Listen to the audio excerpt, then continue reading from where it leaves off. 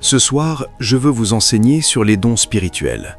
Il y a beaucoup de dons, il y a des dons naturels, mais je veux traiter des dons spirituels.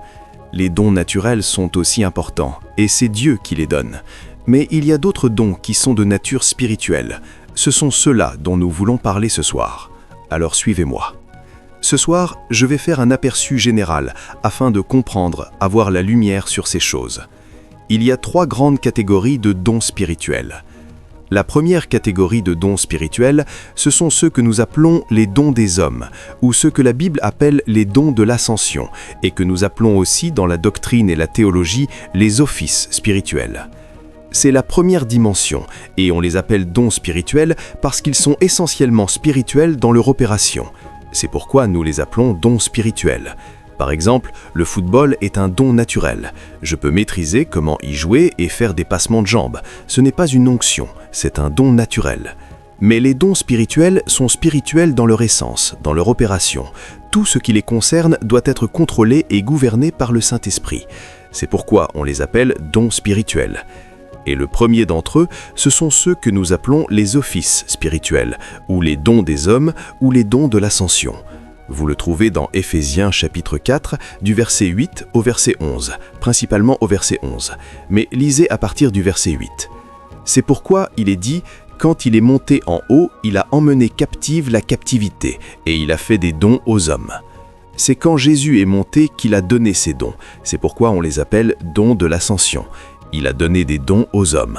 Il dit « Or, celui qui est monté, qu'est-ce sinon celui qui est aussi descendu dans les parties inférieures de la terre ?» Et au verset 10, « Celui qui est descendu est le même qui est monté au-dessus de tous les cieux, afin de remplir toutes choses. » Puis au verset 11, il commence à énumérer les dons. Il a donné les uns comme apôtres, les autres comme prophètes, les autres comme évangélistes, les autres comme pasteurs et docteurs. Ce sont donc 5 dons qu'il a donnés pour le perfectionnement des saints, pour l'œuvre du ministère, pour l'édification du corps de Christ. Vous voyez que l'essence et l'opération sont spirituelles. Il ne les a pas donnés apôtres pour être arbitres, ni pour être comédiens, ni pour devenir basketteurs. Il les a donnés pour le perfectionnement des saints, pour l'œuvre du ministère, pour l'édification du corps de Christ. Donc l'opération et l'essence sont spirituelles. C'est pourquoi c'est un don spirituel. La première catégorie de dons spirituels, c'est donc le don de l'ascension. La deuxième catégorie de dons spirituels, ce sont ceux que nous appelons les dons de l'Esprit, mais bibliquement parlant, on les appelle les charismes du Saint-Esprit. C'est le charisme. Vous savez, comme quelqu'un peut être plat d'humour, sourire, rire, danser. C'est un charisme humain. Le Saint-Esprit a son propre charisme et le manifeste à travers les hommes. Quand le charisme du Saint-Esprit coule à travers un homme, nous l'appelons un don de l'Esprit. Le don spirituel est le grand parapluie, mais le don de l'Esprit est l'une des catégories de dons spirituels, et il y en a 9. Dans 1 Corinthiens 12, du verset 7 au verset 11, vous voyez les 9 dons de l'Esprit. 1 Corinthiens 12, verset 7, « Mais la manifestation de l'Esprit est donnée à chacun pour l'utilité commune. » On les appelle donc charismes de l'Esprit ou manifestations de l'Esprit, mais pour des raisons de compréhension cognitive, nous les appelons dons, afin que vous saisissiez ce que nous disons. La Bible les appelle manifestations de l'Esprit données à chacun pour l'utilité commune. Puis il continue, « Car à un est donné par l'Esprit la parole de sagesse, à un autre la parole de connaissance, selon le même Esprit, à un autre la foi par le même Esprit, à un autre des dons de guérison par le même Esprit, à un autre le don d'opérer des miracles, à un autre la prophétie, à un autre le discernement des esprits, à un autre la diversité des langues, à un autre l'interprétation des langues. » Et au verset 11, « Toutes ces choses, c'est le seul et même Esprit qui les opère, distribuant à chacun en particulier comme il veut. » C'est donc les dons de l'Esprit, ou les dons de l'Esprit, et c'est la deuxième catégorie sous les dons spirituels. La troisième catégorie sous les dons spirituels, ce sont ceux que nous appelons les dons de ministère, ou les habilitations spirituelles pour le ministère, ou les grâces de Dieu. Il y a aussi des dons comme ça, il y en a environ 10. Ceux-là sont un peu moins listés dans l'Écriture, mais vous pouvez les retracer. Ils sont principalement donnés pour habiliter et permettre aux gens d'accomplir le ministère. Si vous étudiez Romains 12, du verset 4 au verset 8, vous verrez ces dons esquissés là. Il dit « Car comme nous avons plusieurs membres dans un seul corps, et que tous les membres n'ont pas la même fonction, ainsi nous, qui sommes plusieurs, nous sommes un seul corps en Christ, et chacun en particulier les uns des autres. » ayant donc des dons différents selon la grâce qui nous a été donnée.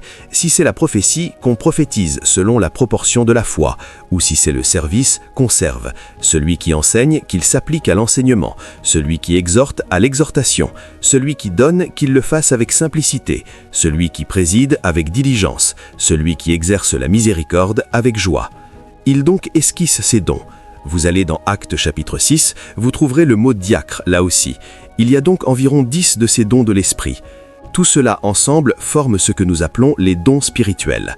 D'un côté les offices, de l'autre côté les dons de l'esprit, de l'autre côté les dons de ministère. Quand vous comprenez ces trois ensembles et que vous savez lequel vous est donné dans chaque catégorie, vous découvrirez que votre vie deviendra grandement impactante pendant que vous marchez sur la terre. Pour plus de clarté, laissez-moi les lister afin que vous les notiez. Pour les offices, apôtres, prophètes, évangélistes, pasteurs et enseignants. Et nous allons traiter de chacun afin que quand on dit apôtre, vous sachiez ce que ça veut dire. Quand on dit prophète, vous sachiez ce que ça veut dire. Pour les dons de l'esprit, parole de sagesse, parole de connaissance, foi, dons de guérison, opération de miracles, prophétie, discernement des esprits, diversité des langues, interprétation des langues, 9 en tout. Et pour les dons de ministère, prophétie, service, diaconique, enseignement, exhortation, dons, donner, administration, gouvernement, miséricorde, délivrance, intercession et guérison. Il y en a environ 10 aussi, et nous allons prendre le temps de les traiter. Vous verrez pourquoi quelqu'un ne peut pas être appelé à être enseignant, mais avoir ma grâce pour enseigner et pouvoir fonctionner dans l'assemblée locale, pas parce qu'il est enseignant pour le corps de Christ. S'il essaie d'adresser le corps de Christ, il tombera en erreur. En fait, quand ils viendront en ligne, ils mettront sa photo quelque part avec quelque chose et il mourra. Mais si c'est votre fils, quand ils le font, l'onction monte plus haute, l'autorité augmente, parce que vous faites votre appel. Ça ne peut vous arrêter, c'est un office. Un enseignant peut s'adresser au corps de Christ, mais celui qui a la grâce pour enseigner peut être installé pour enseigner dans une assemblée locale. Il n'a pas l'autorité de parler au corps, mais il peut mentorer des gens dans l'assemblée locale, et ils viendront à maturité. Quand vous venez à l'église, il sera très habile avec les Écritures, mais c'est sa limite. C'est une grâce pour bâtir des gens sous autorité. C'est comme ça que ces dons fonctionnent. Beaucoup de gens ont la grâce de prophétiser, et la prochaine chose, ils disent qu'ils sont prophètes. Alors les batailles qu'ils font face aux prophètes viennent sur eux et ils meurent, parce qu'ils ont la grâce de prophétiser, mais ils ne sont pas prophètes. Ils peuvent avoir le don de prophétie, mais ils ne sont pas prophètes. Vous devez savoir où vous opérez à chaque moment pour être impactant et préservé. Est-ce que nous suivons ? L'essence de cet enseignement, c'est de nous rendre impactants et aussi de nous préserver à cause du territoire traître du ministère dans lequel chacun de nous devra marcher, parce que la récompense est basée sur notre service. C'est pourquoi nous ne pouvons pas fuir. Bien que ce soit traître, vous devrez le faire. C'est là que vient votre récompense. Donc voilà la portée de ce que nous appelons dons spirituels, office, dons de l'esprit et grâce. Chaque croyant doit opérer dans l'un de ces dons dans les 2 premières catégories. La dernière catégorie est pour certains, mais les 2 premières, chaque croyant doit opérer dans au moins l'une. Habituellement, quand vous donnez votre cœur à Christ, vous commencez par les grâces, puis vous découvrez les dons de l'esprit, et si vous êtes appelé, vous êtes promu dans l'office spirituel. Chaque croyant opérera dans une grâce particulière. Chaque croyant aura au moins un don de l'esprit, et certains croyants, Dieu les sépare dans le ministère 5 fois, les 5 ministères. Est-ce que vous suivez ? Donc, par tous les moyens, vous devez comprendre quelle grâce est sur votre vie, quel don vous portez, le maîtriser, le perfectionner, et si vous êtes appelé, répondre à cet appel. Gloire à Dieu. Maintenant, dans l'opération des dons de l'esprit, il y a quelques rudiments que nous devons comprendre. Numéro 1, la manifestation de l'esprit et le don que vous possédez sont régulés par la volonté du Saint-Esprit. 1 Corinthiens 12:11 dit « C'est le même esprit qui donne à chacun en particulier comme il veut ». Donc vous ne pouvez pas voir quelqu'un opérer dans la guérison et vous lever pour dire « moi aussi j'opère dans la guérison », aller imposer les mains et ne pas voir le même résultat. Vous ne pouvez pas voir quelqu'un opérer la parole de connaissance, il voit les gens, dit « viens, ton nom est Martha, tu viens du Congo, toi aussi viens pour ta rencontre, etc. » Si vous forcez, vous deviendrez menteur. La façon dont vous marchez dans les dons de l'esprit, c'est en vous soumettant à la volonté du Saint-Esprit. À mesure que vous commencez à maîtriser comment vous soumettre au Saint-Esprit, un moment viendra où ça ressemblera à si vous le faisiez à volonté. Vous savez pourquoi? Parce que vous avez maîtrisé votre mort à vous-même. Le Saint-Esprit est toujours en mouvement. Dieu est un continuum perpétuel. Il est à la fin tout en étant encore au commencement. Dieu ne force pas l'opération, mais c'est votre soumission qui détermine la constance de votre flux. Si vous maîtrisez votre mort à vous-même, un jour viendra où ça ressemblera à si vous le faisiez à volonté. Vous pouvez venir appeler 2 personnes et dire « je veux prophétiser sur vous ». Parce que vous avez maîtrisé votre mort à vous-même, il y a quelque chose que le Saint-Esprit a déjà dit sur cette personne, où il le dit par ce don, vous y accédez. Ce n'est pas que vous le faites selon votre volonté, mais vous avez appris à synchroniser avec la volonté de Dieu, donc vous êtes presque un avec la volonté de Dieu. Mais vous devez savoir que le Saint-Esprit est le gouverneur de l'opération. Est-ce que vous suivez? Numéro 2, dans l'opération des dons de l'Esprit, vous devez comprendre qu'il y a 3 catégories de personnes. Les incroyants, les croyants non instruits et les croyants formés. Si vous opérez un don de l'Esprit, vous devez discerner où vous êtes, parce que où vous êtes détermine la modalité d'opération. Si vous lisez 1 Corinthiens 12:1 et 1 Corinthiens 14:23, vous trouverez 3 catégories. Paul dit « Pour ce qui concerne les dons spirituels, je ne veux pas, frères, que vous soyez ignorants. » Il y a donc ceux qui ont été formés à ne pas être ignorants sur son opération. En fait, chaque croyant devrait être formé pour comprendre et opérer dans les dons de l'Esprit. Puis dans 1 Corinthiens 14:23, « Si donc toute l'Église est assemblée et que tous parlent en langue, et qu'il entre des non-instruits ou des incroyants, ne diront-ils pas que vous êtes fous ? Dieu peut mouvoir puissamment, mais certains dans l'Église diront « Que se passe-t-il? Qui est cette personne? Est-ce pour ça qu'on est venu? Que quelqu'un prêche la parole de Dieu. Parce qu'ils sont non instruits ou incroyants, pour eux c'est de la folie. Donc si vous opérez un don de l'Esprit, soyez attentifs. Parmi ceux qui sont formés, vous avez la liberté d'expression. Parmi les incroyants, certaines choses, au lieu de les bénir, deviendront controverses. C'est pourquoi certaines choses qu'on fait dans l'Église aujourd'hui, on les porte sur Facebook, ils les déchirent, ils pensent connaître les choses spirituelles et essaient d'attaquer et de créer de la controverse. En fait, c'est pour ça que beaucoup de choses qu'on pourrait faire, on ne les fait pas. Si vous êtes parmi ceux qui ont la compréhension, on peut parler dans la salle et des choses se passent, tout le monde sait ce qui se passe. Il y a ceux qui sont formés, ceux qui ne le sont pas, et les incroyants purs. Vous les rencontrerez toujours en manifestant les dons de l'Esprit. Si vous faites quelque chose et que les incroyants, au lieu d'être bénis, en tirent controverse, ne vous tuez pas. La Bible dit dans Actes 19, 14, 15, quand ils argumentaient avec Paul et ne recevaient pas la conversion, Paul a rassemblé les croyants, les a pris à part et a commencé à opérer avec eux. Laissez cela. Vous gaspillez votre énergie. Certains ont vu leur don mourir parce qu'ils ont manifesté quelque part, un non-instruit qui ne connaît rien de Dieu est venu dire c'est faux, et parce qu'ils l'ont dit, il a eu le cœur brisé et a arrêté d'opérer le don de Dieu. Vous perdez votre temps, oubliez-les. Certains ne sont pas instruits, certains sont incroyants, certains sont formés. Ce sont les 3 catégories de personnes que vous rencontrerez en manifestant les dons de l'Esprit. Numéro 3, le rudiment des dons de l'Esprit que vous devez savoir, c'est que le don de l'Esprit est activé par la foi. Si vous ne croyez pas à Dieu et si vous ne croyez pas que Dieu veut et peut le faire, vous ne le verrez jamais. Le Saint-Esprit attend de vous stimuler pour opérer un don, mais il a besoin de savoir si vous êtes prêt. D'un côté, vous êtes soumis, de l'autre, vous devez sortir par la foi. C'est pourquoi parfois, quand on enseigne, on dit les 10 dernières minutes, on va ministériellement aux malades. Ce n'est pas parce qu'on contrôle pour faire ce qu'on veut, c'est juste la foi qu'on met en œuvre. Parce qu'on l'a dit, l'atmosphère commence à se réinitialiser et à mesure que la réunion finit, vous voyez que le don commence à opérer. Parfois, vous venez dans un lieu et dites « Aujourd'hui, on opère la parole de connaissance ». Vous n'avez rien entendu, vous ouvrez juste le royaume par la foi. Quand le moment vient, vous dites « Maintenant, adorons Dieu, je veux ministériellement à certaines personnes ». Vous n'avez rien entendu, mais vous activez par la foi, parce que vous savez que Dieu ne se réunira pas lui-même. Quand Dieu vous voit opérer comme ça, il sait que vous êtes prêt et il commence à déclencher les dons de l'Esprit. Si vous ne faites pas ça, vous ne marcherez jamais dans le don de l'Esprit. La plupart d'entre vous ont beaucoup de dons ici, mais vous n'avez jamais marché dedans. Vous savez pourquoi ? Votre foi est toujours paralysée. Quand vous venez dans un lieu, vous sentez une onction que Dieu veut guérir les malades, vous ne le dites jamais. Donc, même si l'onction cachée est là, elle ne se manifeste pas. Mais si vous savez comment ça marche, vous entrez dans une salle, vous dites à quelqu'un « Écoute, tu ne mourras pas, aussi vrai que le Seigneur Dieu vit, tu seras guéri ». Parfois, le niveau de foi est si radical, vous dites à la personne « Dans 3 jours » ou « Tu marcheras maintenant ». En disant ces choses, ça déchire, le don se déchire et le Saint-Esprit commence à les libérer. Les dons opèrent quand la foi est activée. Est-ce que vous voyez ces choses? J'ai dit numéro 1, rudiment, vous devez être soumis, esprit, âme et corps. Numéro 2, vous devez être conscient de votre environnement, il y a ceux qui sont formés, ceux qui ne le sont pas et les incroyants.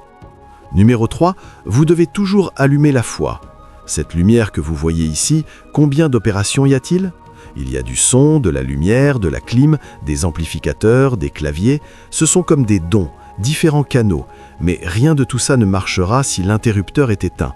Pour que ces choses s'allument, l'interrupteur doit être activé. C'est ce que fait la foi. C'est comme si vous passiez à l'interrupteur du royaume du don et le Saint-Esprit commence à le déclencher. Si votre foi est éteinte, il n'y aura pas d'opération. Et le 4e rudiment, les atmosphères.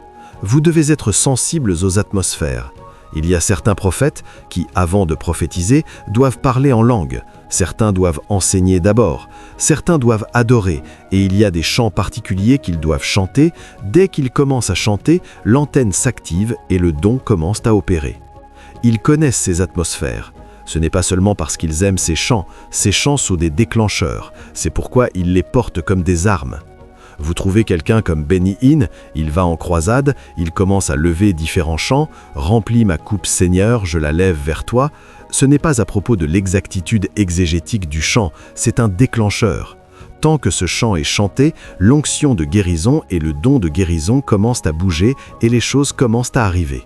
Il le portera toute sa vie parce que ça crée une atmosphère pour l'opération de ce don. Ce sont des rudiments de base et il y a 3 choses sur l'atmosphère. Numéro 1, les atmosphères ont des niveaux d'énergie. Quand une atmosphère est activée, il y a un niveau d'énergie où les douleurs des gens peuvent partir, un niveau où les yeux aveugles peuvent s'ouvrir, un niveau où des choses qui ont disparu du corps peuvent repousser. C'est comme ça que ça marche. Et c'est même vrai dans le naturel. Allez voir vos matchs de football. La plupart des potentiels des joueurs s'activent quand on approche les 60, 70, 80, 90 minutes. En fait, vers 80 minutes, certains joueurs peuvent marquer du milieu de terrain. Cette capacité est là, mais c'est quand le désespoir devient élevé que le match va finir, que toute leur propension s'éveille. C'est là que les joueurs deviennent dangereux, n'importe quoi peut arriver. C'est comme ça que les dons fonctionnent. Quand les niveaux d'énergie montent dans la réunion, les possibilités montent aussi avec ces niveaux d'énergie. Maintenant, les dons que je vous ai lus, vous n'y avez peut-être pas fait attention, mais la Bible les met dans des niveaux d'énergie. Si vous étudiez 1 Corinthiens 12 du verset 8 au verset 10, laissez-moi vous montrer quelque chose. Pour ceux qui ont une concordance forte, vous verrez quelque chose de caché dans cette écriture. Quand vous lisez, les 2 premiers dons mentionnés sont la parole de sagesse et la parole de connaissance. Le mot qui les sépare, vous voyez, à un est donné la parole de sagesse, à un autre la parole de connaissance. Ce « un autre » ici est le mot « allos ». Si vous cliquez votre concordance, c'est « allos ». Ce qui signifie que la parole de sagesse et la parole de connaissance sont dans une catégorie, mais différente de la foi. Puis, après la parole de connaissance, le prochain don est le don de foi. Vous voyez encore le même mot. Puis après, à un autre, le don de foi. Ce « un autre » n'est pas le même que le précédent, c'est « hétéros », ce qui signifie que la parole de connaissance et la parole de sagesse sont dans une catégorie, mais différente de la foi. Puis, les 4 prochains dons après la foi, guérison, vous voyez un autre qui est allos, puis à un autre l'opération de miracle, allos, puis à un autre le discernement des esprits, allos, puis après le discernement des esprits, il va à la prophétie, allos. Après la prophétie, il va aux langues, c'est le verset 10, à un autre la diversité des langues, et le un autre entre discernement des esprits et langue est maintenant hétéros. Donc, qu'est-ce que vous voyez ? Il y a 3 niveaux d'énergie. Je les appelle niveaux d'énergie parce que le verset 7 dit « la manifestation de l'esprit ». Le mot « manifestation » est phanarosis, il y a de l'énergie dedans. Donc les dons sont des énergies d'opération, et ces opérations d'énergie sont en 3 niveaux. Parole de sagesse et parole de connaissance à un niveau d'énergie, foi, guérison, opération de miracle, prophétie et diversité de langues à un autre niveau, puis parler en langue, diversité de langues et interprétation des langues à un autre niveau. C'est pourquoi il est facile pour vous de parler en langue. Si je dis « prions maintenant », nous pouvons tous commencer à parler en langue. Mais si je dis « guérissons les malades maintenant », vous remarquerez qu'il faut une énergie plus élevée pour l'opérer.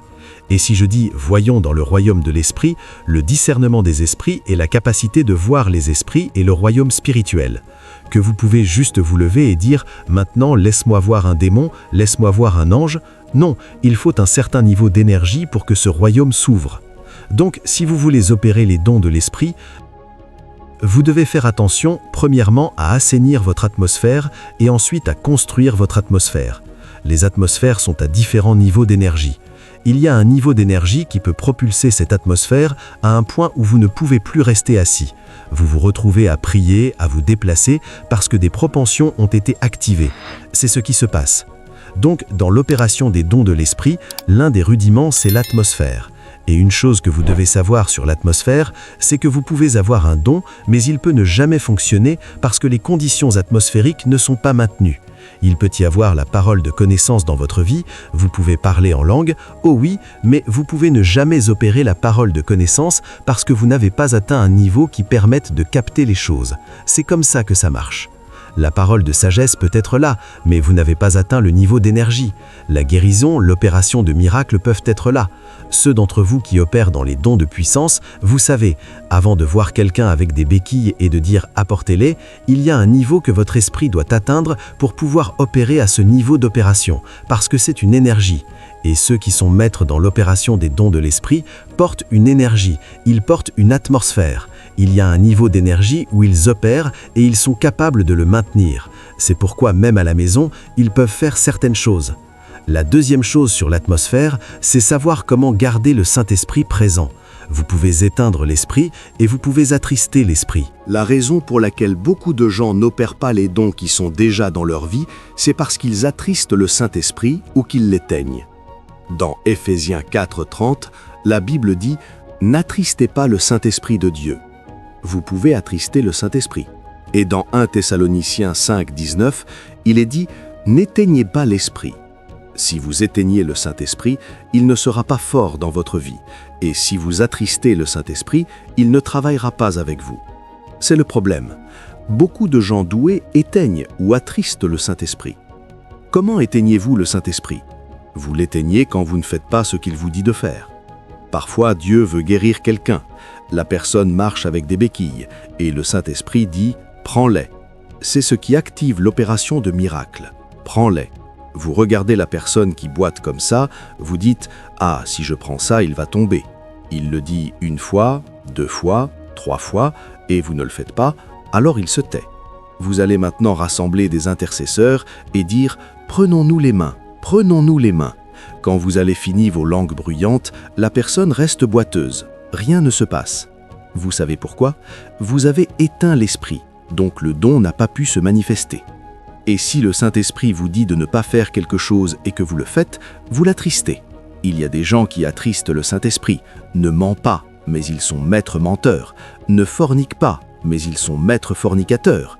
Certains ne font pas ce qu'ils commandent de faire, d'autres font ce qu'ils commandent de ne pas faire. Les deux affaiblissent le Saint-Esprit. Et si le Saint-Esprit est faible dans votre atmosphère peut être très émotionnelle, mais il n'y aura pas de puissance. Certains font l'erreur de penser qu'une atmosphère émotionnelle est une atmosphère puissante. Il y a des choses que quelqu'un peut dire, tout le monde pleure. Ça ne veut pas dire que la compassion de guérison est là. Personne ne sera touché. C'est de l'émotion. Il y a des choses qu'on peut faire, on est chargé émotionnellement, tout le monde fait comme ça, mais si la puissance est là, amenez un patient atteint de cancer, que la puissance le dématérialise. Rien ne se passera. L'oreille sourde ne s'ouvrira pas, l'œil aveugle non plus. Donc la plupart des choses qu'on fait sont des émotions, pas des atmosphères spirituelles. C'est pourquoi la même façon dont les gens tombent dans les réunions d'église, c'est la même façon qu'ils tombent quand Michael Jackson sort. C'est de l'émotion. Ce sont des explosions émotionnelles. La façon de savoir qu'une atmosphère est de Dieu, c'est que l'atmosphère n'est pas seulement chargée émotionnellement, elle est aussi chargée de puissance. Et pour qu'une atmosphère soit chargée de puissance, le Saint-Esprit ne doit pas être éteint et ne doit pas être attristé. Pour que le Saint-Esprit ne soit pas éteint, vous devez faire ce qu'il dit de faire. Pour qu'il ne soit pas attristé, vous ne devez pas faire ce qu'il dit de ne pas faire. C'est ce qui donne de l'énergie à votre atmosphère. Il y a beaucoup d'atmosphère émotionnelle dans le corps de Christ, mais il n'y a pas le Saint-Esprit. Les gens font des choses, font de la gymnastique, ce n'est pas l'Esprit. S'il y a l'Esprit, il y aura des manifestations qui montreront que la main de Dieu est là. Ça ne mentira jamais. Donc la deuxième chose sur l'atmosphère, c'est de ne pas éteindre l'Esprit et de ne pas attrister l'Esprit. La troisième chose sur l'atmosphère, ce sont les ingrédients que l'atmosphère requiert. Il y a 3 ingrédients majeurs pour toute atmosphère dans laquelle le Saint-Esprit opère. Numéro 1, la prière.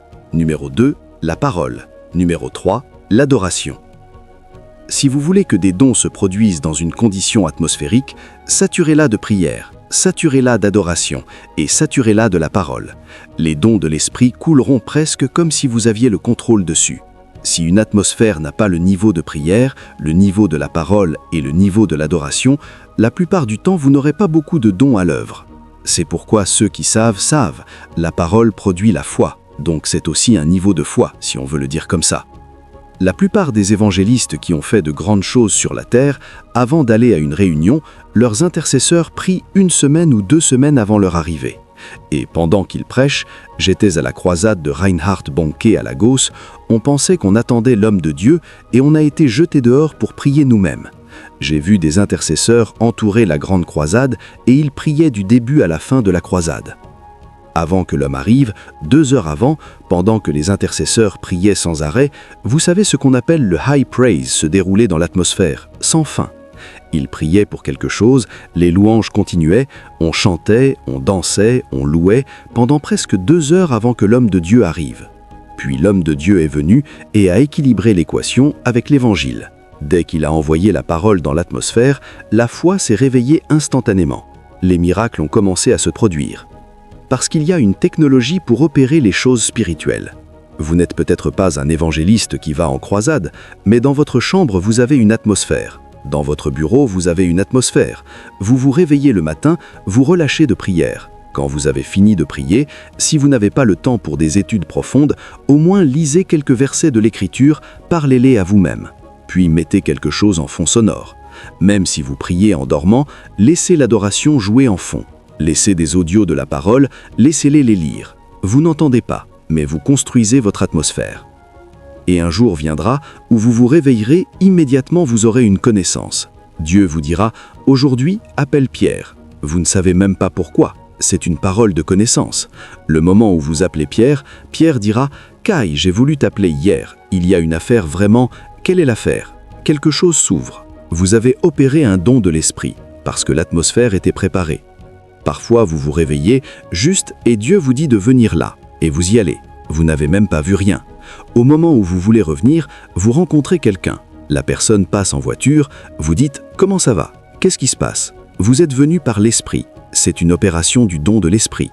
Mais tout ça a commencé parce que vous avez soigné votre atmosphère. Ce sont les rudiments pour quiconque veut opérer dans les dons de l'esprit. Avez-vous saisi ces rudiments basiques ? Ne les manquez pas. Vous êtes doué. Tant que le Saint-Esprit vit à l'intérieur de vous, vous êtes doué. Mais il y a des protocoles pour l'opération de ces dons. Maintenant, ayant dit cela, parmi ces 3 catégories, je veux commencer par les 9 dons de l'Esprit, parce que c'est le plus commun, celui dont tout le monde a entendu parler. Quand j'aurai traité les 9 dons de l'Esprit, je traiterai ensuite les dons de ministère. Quand j'aurai traité cela, je traiterai les offices et nous arrêterons cette série.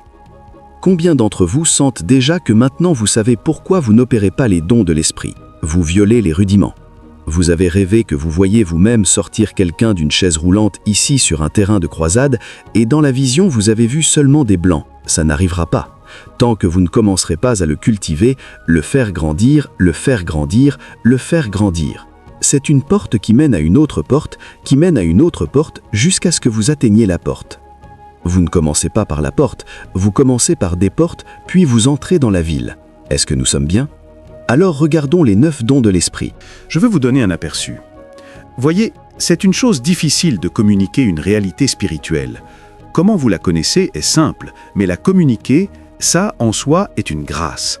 Parfois, vous luttez, vous ne pouvez pas, parce que quand une chose spirituelle est formée dans votre esprit, elle est tangible. Si vous ne l'avez pas sortie, vous pouvez parler et parler, vous savez que vous ne l'avez pas sortie. C'est pourquoi nous faisons confiance à Dieu pour l'élocution. L'élocution, c'est la capacité de l'esprit à vous aider à traduire mieux les choses spirituelles à la compréhension des gens. C'est comme inséminer la compréhension d'une autre personne. La tangibilité de la réalité dans votre esprit, vous la plantez dans une autre personne et la personne l'expérimente de la même façon que vous l'expérimentez. C'est un corps. Il est plus facile de prier pour les malades que de communiquer une vérité spirituelle. Notre Dieu nous aidera. Alléluia. Donc, il y a les offices, il y a les dons de l'esprit et il y a ce qu'on appelle les dons de ministère. Regardons les dons de l'esprit. Pourquoi je commence par les dons de l'esprit ? Les dons de l'esprit ne sont pas une fonction de maturité. Vous pouvez opérer tous les 9 dons de l'esprit et être un bébé dans l'esprit.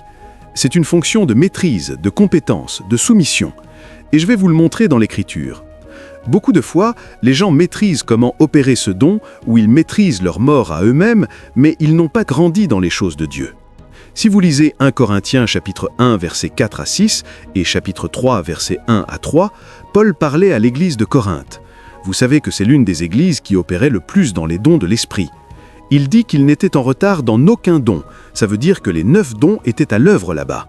Mais Paul dit « Vous êtes des bébés, vous êtes immatures, vous êtes charnels ». Donc, des gens charnels peuvent manifester des dons de l'esprit. Ça ne montre pas que vous êtes matures. C'est pourquoi nous commençons par là. Quand nous aurons fini là, nous passerons aux dons de ministère. Cela, le degré auquel vous les manifestez est une fonction de votre maturité. Par exemple, le ministère de miséricorde, il faut un niveau plus élevé de maturité en amour et en compassion pour pouvoir marcher dans la miséricorde. Le ministère du don, donné, il faut un niveau plus élevé de révélation et de compréhension pour exceller dans ce ministère. Vous voyez que les 2 autres catégories de dons spirituels sont une fonction de maturité. Il peut y avoir 3 apôtres, tous authentiques, mais le degré d'autorité est une fonction de leur maturité, parce que ce sont des confiances. Le degré auquel vous pouvez apporter du gouvernement sur un territoire, le degré auquel Dieu peut vous donner de l'influence, est une fonction de combien Dieu peut vous faire confiance. Donc, ceux-là ont à voir avec la maturité. Mais quand il s'agit des 9 dons, la maturité n'est pas en vue. C'est une fonction de compétence, de soumission et de pratique. Alors, commençons par les 9 dons de l'esprit. Les 9 dons de l'esprit, comme je les ai déjà listés, parole de sagesse, parole de connaissance, foi, don de guérison, opération de miracle, prophétie, discernement des esprits, diversité des langues, interprétation des langues. 9. Pour la compréhension, bien que la Bible les classe différemment, je vous l'ai déjà montré, la Bible classe la parole de connaissance et la parole de sagesse dans une catégorie, puis la foi, les guérisons, les opérations de miracle, le discernement des esprits et la prophétie dans une autre catégorie, puis les langues, diversité des langues et interprétation des langues. Donc, selon la Bible, le classement est en réalité 2-5-2. Et si vous étudiez les actes des apôtres, vous verrez que c'est comme ça qu'ils les ont manifestés. Ils ont commencé par les langues, puis ils sont entrés dans les miracles de puissance, dans Actes 2, 1 à 3, ils ont parlé en diversité de langues, les gens les ont compris. Puis ils sont allés à Acte 3. Paul a guéri quelqu'un à la belle porte, opération de miracle. Ils sont entrés dans la 2e catégorie. Puis vous arrivez à Acte 5. Paul a commencé à opérer la parole de connaissance quand il a parlé à Ananias et il est mort. Donc il suivait cela, il grandissait dans le niveau d'énergie. Mais quand nous enseignons doctrinalement pour aider les gens à comprendre, nous les catégorisons selon la partie de votre corps spirituel qui les opère. Il y a des dons opérés par votre bouche, par la parole, on les appelle dons vocaux. Il y a des dons de l'esprit liés à vos organes sensoriels, comme les yeux et les oreilles, on les appelle dons de révélation. Et il y a des dons liés à des actions, à ce que vous faites, à ce que vous pouvez accomplir surnaturellement. On les appelle dons de puissance. Donc, ils sont divisés en 3 groupes de 3 pour chaque catégorie. La première catégorie, les dons vocaux, et il y en a 3, prophétie, diversité de langues et interprétation de langues. Vous voyez que tous ont à voir avec la parole. La deuxième catégorie, les dons de puissance. Ceux-là ont à voir avec faire quelque chose surnaturellement. C'est pourquoi on les appelle dons de puissance. Le don de foi, les dons de guérison, opération de miracle. La troisième catégorie, les dons de révélation. Ça a à voir avec percevoir, voir quelque chose ou entendre quelque chose. Parole de sagesse, parole de connaissance, discernement des esprits. Parmi ces 3 catégories, les dons vocaux sont le niveau le plus bas. Donc nous commençons par le plus bas, puis nous allons aux dons de puissance, puis aux dons de révélation. Dans les Actes des Apôtres, ils ont commencé par les dons vocaux, Actes 2, 1 à 4, puis sont passés aux dons de puissance, Actes 3, 1 à 6, guérison à la belle porte, puis aux dons de révélation, Actes 5, 1 à 6, quand Paul a parlé à Ananias. Donc, les dons de révélation sont en réalité le plus haut niveau dans l'opération des dons de l'esprit. Commençons par les dons vocaux. Qu'est-ce que les dons vocaux ? Ce sont principalement des dons qui se manifestent surnaturellement par l'élocution et la parole. Ce sont des dons qui sont surnaturels, et le mot surnaturel est important, ce n'est pas naturel, essentiellement par la parole et l'élocution. Il y en a 3, la prophétie, la diversité de langues et l'interprétation de langues. Vous voyez que tous ont à voir avec la parole. Parmi les dons vocaux, le plus important est la prophétie. Et si vous étudiez 1 Corinthiens chapitre 3 verset 3, vous verrez pourquoi. Allons-y. C'est important que vous sachiez ça pour que quand vous opérez ce don, vous sachiez lequel bénira plus les gens. Notre génération pense que les langues sont plus importantes que la prophétie, mais ce n'est pas la position de la Bible. Dans la Bible, la prophétie est plus importante que les langues et l'interprétation. Vous allez le voir ici. Il dit, verset 2, « Car celui qui parle en langue ne parle pas aux hommes, mais à Dieu, car personne ne le comprend, et en esprit il parle des mystères. » Allez au verset suivant, « Mais celui qui prophétise parle aux hommes pour l'édification, l'exhortation et la consolation. » Verset 4, « Celui qui parle en langue s'édifie lui-même, mais celui qui prophétise édifie l'Église. » Nous devons prier en langue. Paul dit, « Je rends grâce à Dieu de que je parle en langue plus que vous tous. » Donc ce n'est pas pour dire qu'il ne faut pas, mais pour un rassemblement corporatif, il dit « Assurez-vous de ne pas laisser la prophétie de côté. » Celui qui parle en langue s'édifie lui-même, mais celui qui prophétise édifie l'Église. Il va au verset 5 et nous donne une équation. Il dit « Je voudrais que vous tous parliez en langue, mais je voudrais encore plus que vous prophétisiez. Car celui qui prophétise est plus grand que celui qui parle en langue, à moins qu'il n'interprète, afin que l'Église reçoive l'édification. » Paul dit, numéro 1, pour l'édification. Numéro 2, pour l'exhortation. Numéro 3, pour la consolation. Pourquoi Paul a-t-il fait ça ? Paul savait que certains pourraient commencer à prophétiser et dire qu'ils sont prophètes. C'est là que vous avez un problème. Si vous n'êtes pas prophète, tout ce qui concerne votre prophétie doit être édification, exhortation et consolation. Il y a des gens que Dieu donne le don de prophétie et tout ce qu'ils font, c'est menacer les gens. Quand ils partent aux gens, ils deviennent effrayés, craintifs et leur vie n'avance plus. Ce n'est plus de la prophétie. Si c'est de la prophétie, c'est pour l'édification, l'exhortation et la consolation. Vous devez faire attention à savoir ça. Un prophète siège dans un office. Dieu peut lui donner un jugement pour un peuple et il parlera depuis son office en tant que prophète. À ce niveau, il n'opère plus seulement la prophétie, il opère en tant que prophète, parce qu'un prophète a la prophétie et 2 autres dons de révélation, soit parole de connaissance et parole de sagesse, soit parole de connaissance et discernement des esprits, soit parole de sagesse et discernement des esprits. Mais il doit y avoir la prophétie. Donc, basé sur ce qu'il voit et sur le commandement que Dieu lui donne, il peut apporter un jugement, c'est Dieu qui l'envoie en tant que prophète.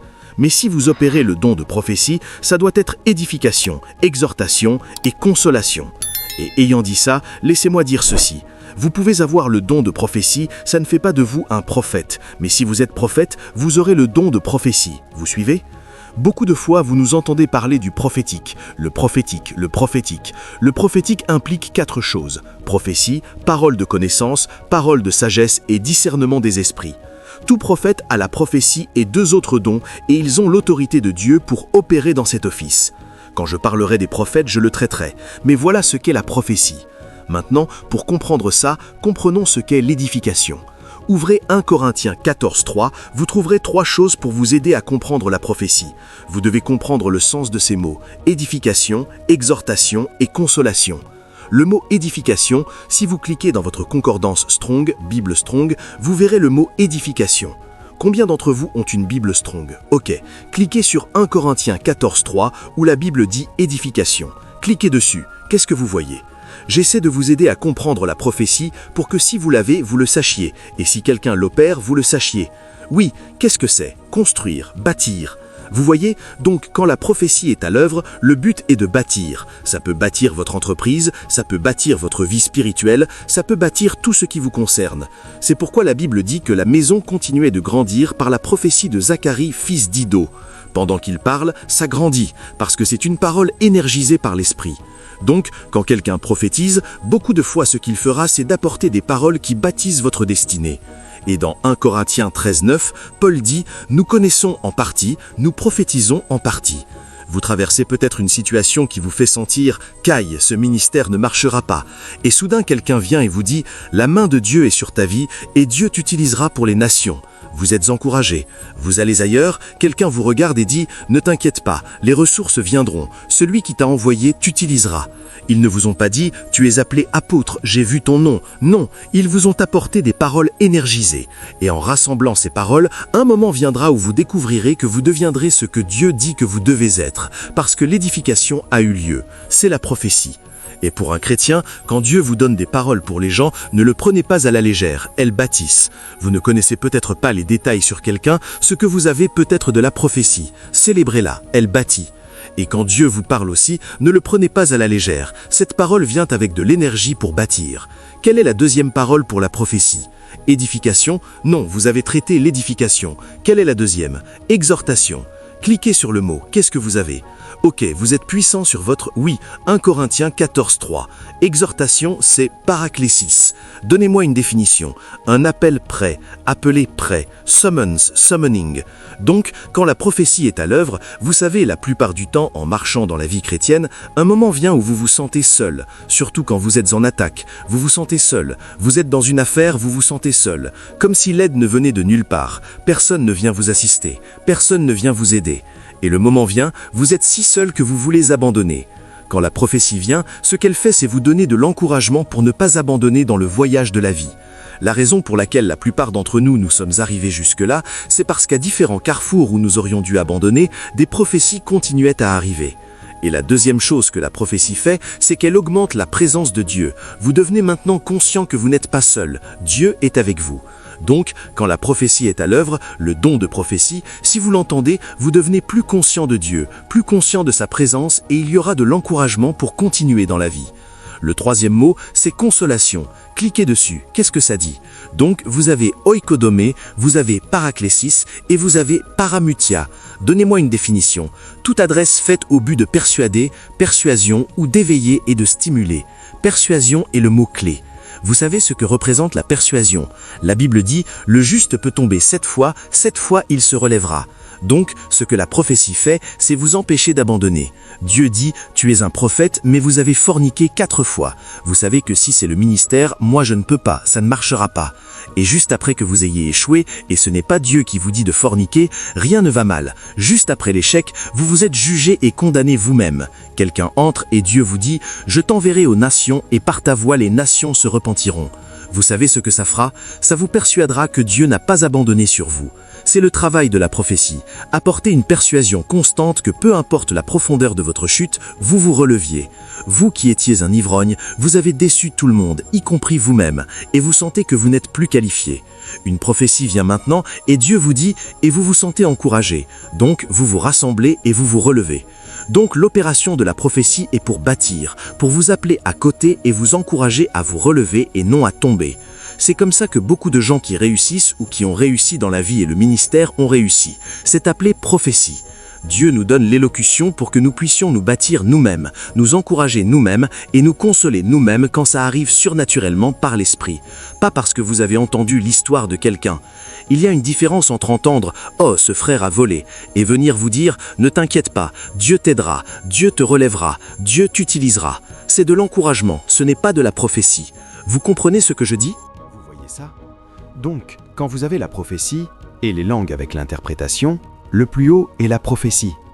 Alors, pendant que vous priez en langue et que vous grandissez dans les langues, assurez-vous de désirer aussi prophétiser, parce que c'est ça qui édifiera les gens, surtout si vous êtes un leader sur des gens.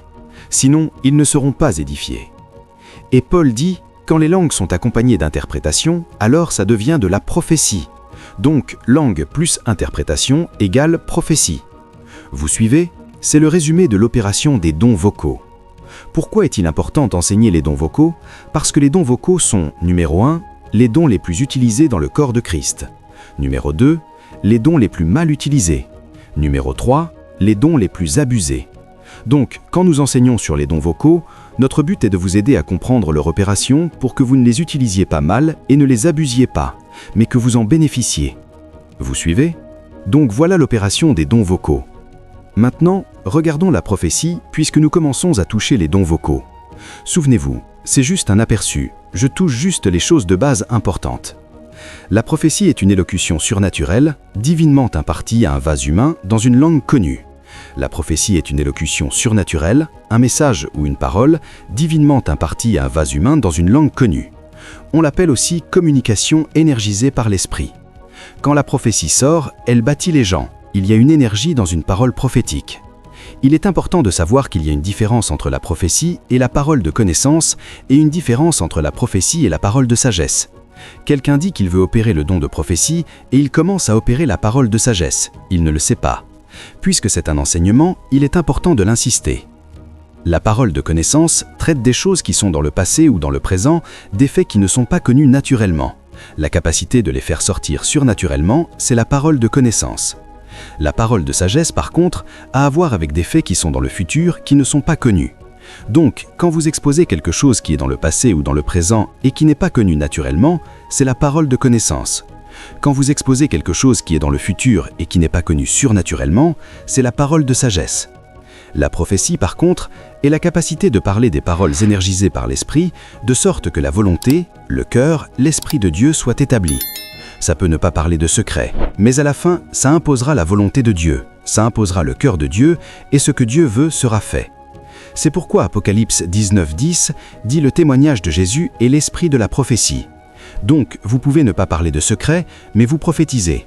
Par exemple, quelqu'un peut être brisé dans son cœur. Vous vous approchez de cette personne, peut-être déçu d'une relation, brisé parce que les affaires n'ont pas marché. Vous ne savez peut-être pas qu'il sort d'une rupture, mais vous venez à la personne et vous lui dites « Dieu m'a demandé de te dire qu'il est avec toi, ne crains pas, ton avenir est grand. » Vous n'avez pas dit son nom, vous n'avez pas dit un secret, mais ce que vous avez dit est le cœur de Dieu pour cette personne. Parce que vous l'avez dit, la personne est énergisée. Ce que vous avez fait par l'esprit s'appelle prophétie. Maintenant, quand vous faites de la parole de connaissance, quelqu'un qui opère dans la parole de connaissance peut vous appeler et dire « Ton nom est Sunday » et il peut aussi appeler votre numéro de téléphone, appeler où vous habitez. C'est très important. Vous savez pourquoi? Ça ouvre leur cœur pour recevoir la ministration. Ça active leur foi, ils deviennent expectants. Tout ce que Dieu dira, ils peuvent maintenant le recevoir. C'est pourquoi Dieu fait ça.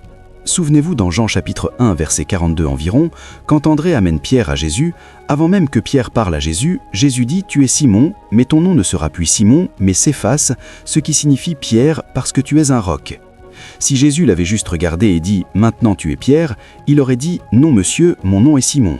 Mais parce que Jésus a discerné surnaturellement son nom, si Jésus dit maintenant « Change ce nom », il sait « Cet homme qui connaît mon nom, s'il dit de changer, je ferai mieux d'écouter ». Donc, quand on donne des paroles de connaissance, vous voyez dans beaucoup d'endroits, les gens appellent des numéros de téléphone, tout ça, c'est pour ouvrir le cœur des gens. C'est très important, parce que si vous ne le faites pas, il y a des gens qui ne croiront jamais Dieu.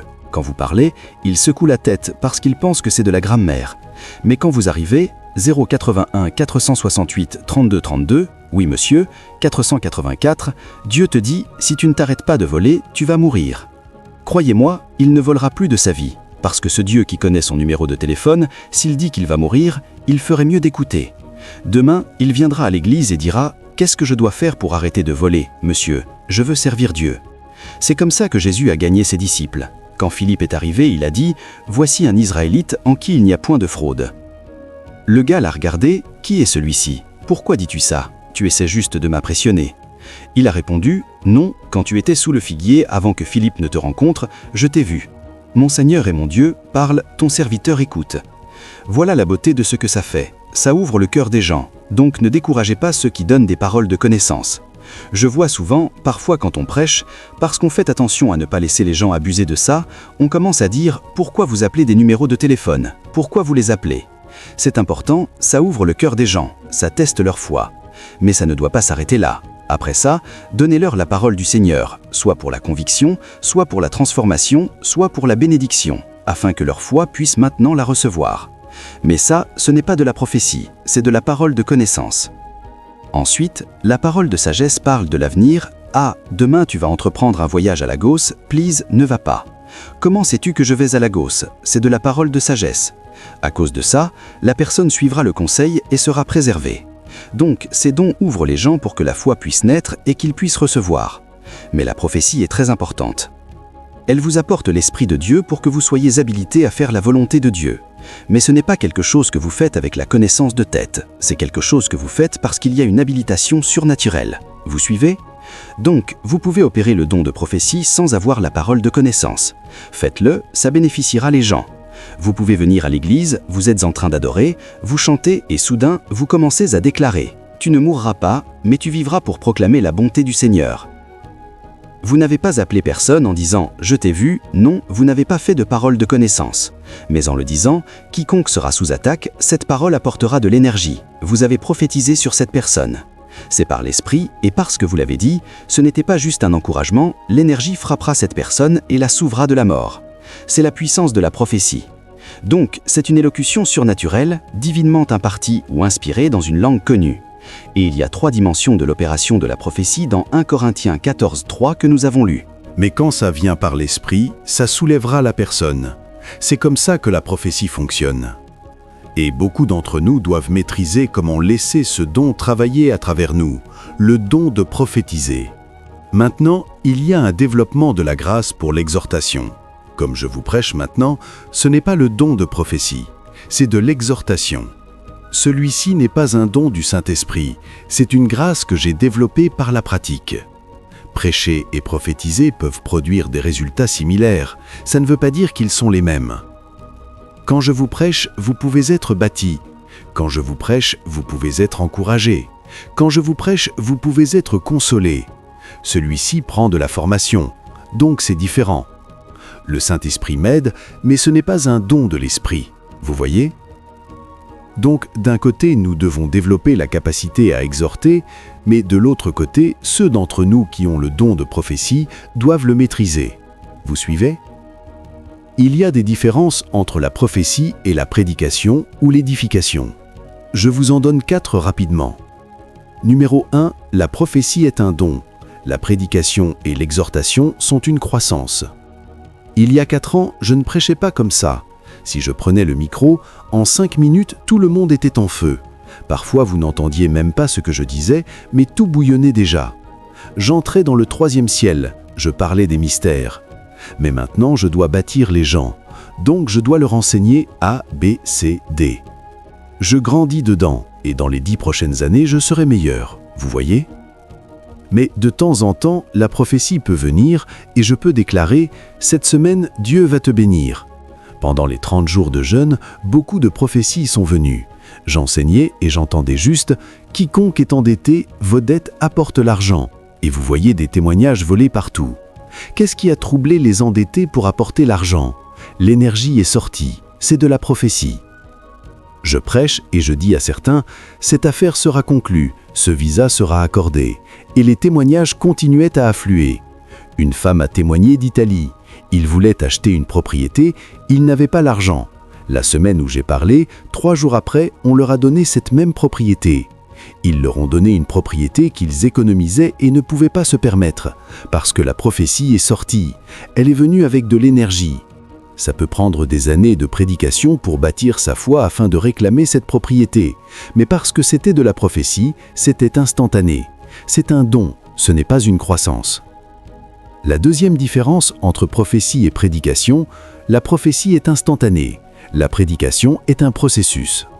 La troisième différence, la prophétie est contrôlée par la volonté du Saint-Esprit, la prédication est régulée par la volonté de l'homme. Pendant que je prêche, je peux naviguer dans n'importe quel angle. Si je dis « la semaine prochaine c'est un service de guérison », je peux mettre ma volonté pour naviguer vers ça et prêcher dans cette direction. Les gens recevront la guérison. Mais je peux être en train de faire ce service de guérison et Dieu commence à parler des nations. Donc l'un est régulé par la volonté du Saint-Esprit, c'est la prophétie, l'autre est régulé par ma volonté. Et enfin, la prophétie est une opération de l'onction sur, la prédication est une opération de l'onction dans. Il dit « Vous avez une onction du Saint-Esprit » 1 Jean 2, 20-27, cette onction vous enseigne toutes choses. Donc pendant que vous grandissez dans cette onction, vous devenez meilleur. Mais quand la prophétie vient sur vous, elle vous saisit et délivre l'Esprit de Dieu. C'est le don de prophétie. Maintenant, le prochain don sous les dons vocaux, c'est le don de langue. C'est en réalité appelé le don de diversité de langue. 1 Corinthiens 12, 10. Diversité de langue. C'est une élocution surnaturelle donnée à un homme par Dieu pour communiquer un message dans une langue inconnue. C'est appelé diversité de langue. Il y a 3 choses que vous devez savoir sur ce don. Numéro 1, c'est surnaturel. Numéro 2, c'est un message à un peuple. Numéro 3, c'est une langue inconnue. C'est pourquoi Paul dit que ce don requerra une interprétation pour être relevant. Maintenant, il y a quelque chose à expliquer sous ce sujet parce qu'il y a 3 opérations majeures quand on traite ça. La première opération, c'est ce qui s'est passé dans Actes chapitre 2, verset 4. La deuxième, c'est ce dont Paul parle dans 1 Corinthiens 14, 2 et 1 Corinthiens 14, 14. Et la troisième, c'est ce dont Paul parle dans 1 Corinthiens 14, 3 et 5. Vous remarquerez que dans les Actes des Apôtres chapitre 2, versets 1 à 4, quand ils ont parlé, c'était une langue inconnue, parce qu'ils ne connaissaient pas la langue, mais les gens les comprenaient. Donc ils parlaient des langues inconnues pour eux, mais les gens comprenaient. Ils ont parlé 18 langues, ils n'avaient pas été entraînés, ils l'ont parlé surnaturellement. La deuxième opération est dans 1 Corinthiens 14, 2 et 14. Paul dit, quand nous parlons en langue inconnue, nous parlons non aux hommes, mais à Dieu. Les gens ne peuvent pas comprendre, mais dans l'esprit, nous exprimons des mystères. Dans 1 Corinthiens 14, 14, quand je prie en langue inconnue, mon esprit prie, mais mon intelligence reste sans fruit. Donc je ne sais pas ce que je dis. Vous voyez ? Donc quand vous priez ou parlez en langue inconnue pour vous-même, vous aurez besoin de prier pour l'interprétation. Et si vous parlez à l'Église, Paul dit en 1 Corinthiens 14, 26 et 28, quand nous parlons une personne, 2, 3, qu'il se taise, quelqu'un l'interprète pour que les gens comprennent et soient édifiés. Beaucoup de fois, quand on traite ce sujet, beaucoup viennent avec des arguments. Quand ils ont parlé dans Acte 2, les gens les comprenaient. Ce n'était pas la seule fois qu'ils parlaient en langue. Avez-vous vérifié 1 Corinthiens 14, 2 et 14 ?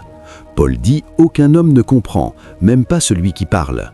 Donc ce n'est pas tout le temps que vous parlez en diversité de langues que les gens comprennent. Je ne comprends pas. Je peux venir maintenant et commencer à parler en Yoruba. Je ne peux peut-être pas savoir ce que je dis, mais un Yoruba le saura.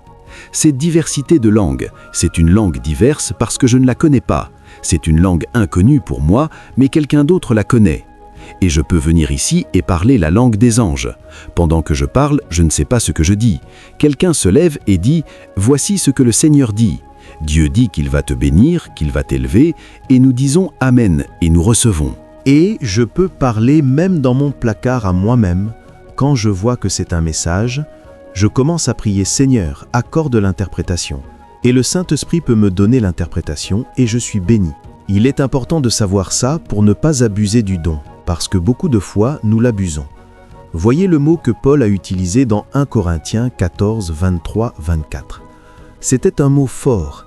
Il dit « Si donc toute l'Église est assemblée dans un même lieu, et que tous parlent en langue, et qu'il entre des non-instruits ou des incroyants, ne diront-ils pas que vous êtes fous ? Donc peu importe l'essence spirituelle, cette personne le considère comme de la folie. Donc quand nous sommes en train de bénir l'Église, si Dieu nous donne un message pour l'Église en langue, nous devons nous assurer qu'il y a une interprétation. S'il n'y a pas d'interprétation après que le message est délivré, nous devons prier et demander à Dieu de nous donner une interprétation pour que nous puissions appliquer le message. Cependant, si nous avons un rassemblement où nous n'impliquons pas d'extérieur, nous pouvons choisir de prier en langue pour que nous soyons tous édifiés, parce que nous n'avons pas invité un incroyant. C'est une réunion des frères, une réunion de leaders, une réunion de gens qui connaissent l'opération. Donc il y a un contexte où l'Église peut se rassembler et nous pouvons choisir de souffler en langue.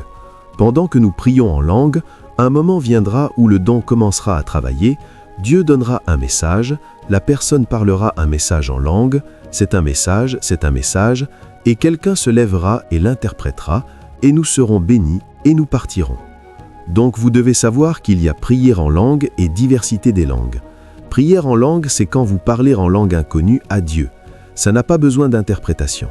Mais diversité des langues, c'est quand le Saint-Esprit vous donne un message à un peuple, celui-là requiert une interprétation. Maintenant, quand vous recevez le baptême du Saint-Esprit et que vous commencez à prier en langue, vous pouvez prier en langue à volonté, mais vous ne pouvez pas opérer la diversité des langues à volonté. La diversité des langues est un message que Dieu donne à chaque fois à un peuple. Donc pendant que vous priez en langue, soyez sensible. Si le message vient, vous le donnez et quelqu'un l'interprétera. Pendant que vous parlez en langue inconnue, vous devez être discernant pour savoir quand vous parler à Dieu et discernant pour savoir quand Dieu donne un message. Si Dieu donne un message, si vous êtes seul, demandez l'interprétation. Si vous êtes dans une congrégation, demandez aux gens « Quelqu'un a-t-il l'interprétation ?» pour qu'ils en profitent. Sinon, le don sera abusé. Donc il y a des controverses autour de ce don. Devons-nous le dire en public? Oui, s'il y a un interprète. Et s'il n'est pas un message en langue, nous avons la liberté de prier en langue s'il n'y a pas d'incroyants parmi nous. S'il y a des non-instruits parmi nous, nous leur enseignons comme je vous enseigne maintenant pour qu'ils rejoignent le flux. S'il n'y a pas d'incroyants, nous pouvons prier en langue. Nous suivons? Et si vous lisez versets 27 et 28, prenez 1, 2, 3 et arrêtez. Ça ne veut pas dire qu'on doit donner seulement 3 messages. Dieu peut en donner 20. Mais ce que Paul dit, c'est pour l'ordre et le bénéfice. Si 3 messages viennent, arrêtons, recevons l'interprétation d'abord, avant d'en recevoir plus. Si nous en recevons 3 autres, arrêtons, recevons l'interprétation. Voyez ce que le pasteur Dan faisait dimanche. Imaginez si 10 personnes commencent en même temps. Ça deviendra chaotique. Donc si 3 personnes ont un message, qu'une donne le message, nous recevons l'interprétation, une autre donne, nous recevons l'interprétation, à la fin, nous obtenons tout le sujet. C'est clair? C'est comme ça que le don fonctionne. La deuxième chose que je veux toucher sur ce don, c'est que ce don s'appelle interprétation, pas traduction. Donc pendant que vous opérez ce don, le message peut être très court, mais l'interprétation peut être très très longue. C'est là que beaucoup de gens se confondent un peu, ils se demandent pourquoi c'est comme ça. Ce n'est pas une traduction, c'est une interprétation. Et quand j'entrerai dans l'interprétation des langues, j'irai dedans pour que vous le regardiez attentivement. Mais fondamentalement, c'est surnaturel. C'est une langue inconnue, c'est un message à un peuple, et quand c'est donné, assurez-vous qu'il y a un interprète pour que l'Église soit édifiée. Le troisième don vocal est l'interprétation des langues. L'interprétation des langues est une capacité surnaturelle, divinement impartie, pour interpréter un message dans une langue inconnue. Ce n'est pas une langue que vous connaissez, parce que ce n'est pas naturel, c'est surnaturel. C'est une langue que vous ne connaissez pas, mais qui vous a été donnée surnaturellement pour le propos d'interpréter ce message, pour que l'Église soit édifiée. Et comme je l'ai déjà dit, ce n'est pas une traduction, c'est une interprétation. Donc l'interprétation peut être beaucoup plus longue que le message.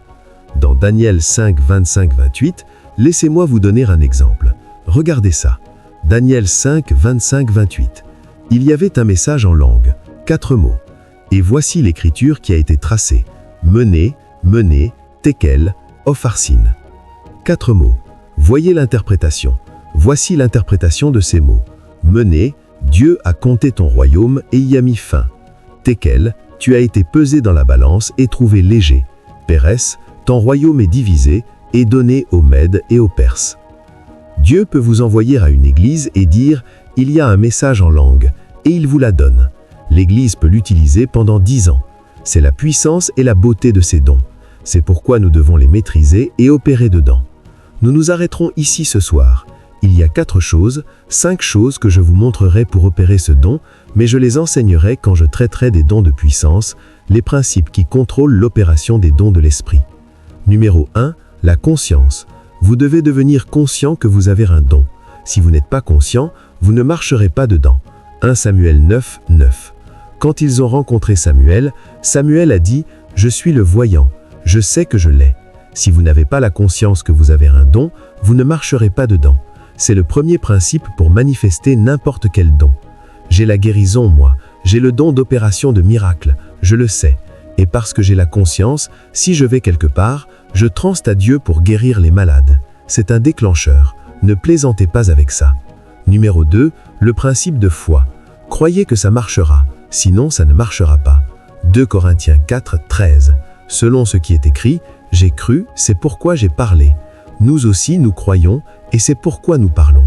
Ayant le même esprit de foi, Nous croyons et donc nous parlons. Numéro 3, l'onction. Je vous ai déjà parlé de l'atmosphère. Construisez en assez. Vous avez vu Jésus en porter assez. Luc 6, 19, la Bible dit qu'il le touchait et la vertu sortait de lui et les guérissait tous. Luc 4, 18, il prêchait, la puissance de Dieu était présente pour guérir. Il y avait de l'onction. Construisez de l'onction. Principe numéro 4, désir et expectation. Voulez-le. Si vous ne le voulez pas, vous ne le verrez pas. 1 Corinthiens 12, 31, désirez les dons spirituels. 1 Corinthiens 14, 1, désirez les dons spirituels. Dans Proverbe 23, 18, l'attente du juste ne sera pas frustrée. Si vous ne le désirez pas et si vous ne l'attendez pas, ça n'arrivera pas.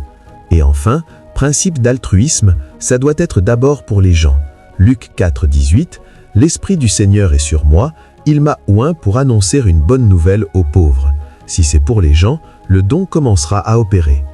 Si vous avez ces 5 principes, vous marcherez dans les dons de l'Esprit.